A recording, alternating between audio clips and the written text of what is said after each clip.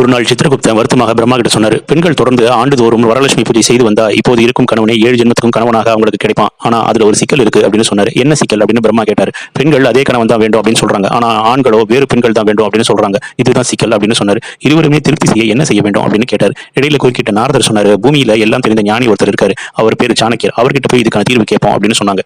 3 பேரும் சாணக்கியரை போய் பார்த்தாங்க. சாணக்கியர் எவ்வளவோ யோசனை செய்து பார்த்தாரு. அவருக்கும் இது சரியா படல. கடைசியா கணவர்மார்கள் கிட்ட கேட்டுடலாம் அப்படின்னு முடிவு பண்ணி அங்க போனாங்க. கணவர்கள் ஒரு தீர்வு சொன்னாங்க. அதை கேட்டதும் சாணக்கியர் இதுதான் சரியான தீர்வு அப்படின்னு யோசித்து சித்திரகுப்தன் கிட்ட கூறினார்.